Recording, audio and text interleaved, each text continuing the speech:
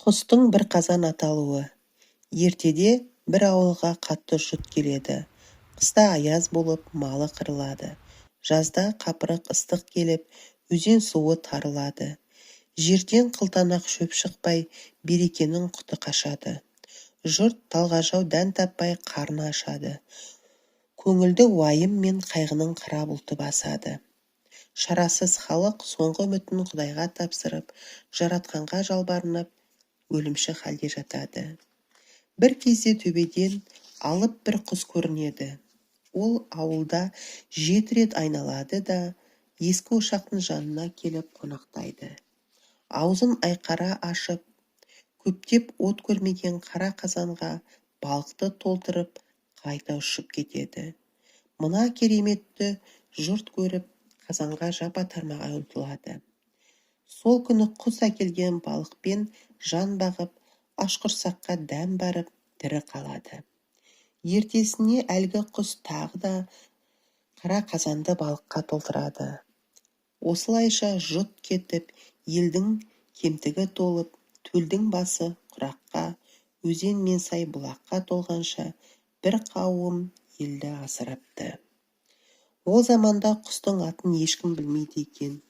Үнемі бір қазан балық әкелетін үсіне сүйсініп, оны бір қазан атап кетіпті. Кейін халық бір қазанды аңдып жүріп, оның қалай балық аулайтынын бақылайды. Сөйтіп, оның тұмсығына қарап отырып, балық аулайтын ау тоқып алады. Осылайша балықшылық бір қазаннан қалыпты. Алайда балық атаулының бір қазанға өкпесі бар екен. Адамдарға ау жасауды үйреттің. Енді олар өзен көлді бұлай қойып, теңіздегі балықты тауысты. Қанағат дегенді білмейді. Бізге келген жұт саған да жетті. Енді өзің де азық таппай ашығып, азайып жатырсың. Шоқ-шоқ бір қазан деп ашуланады екен.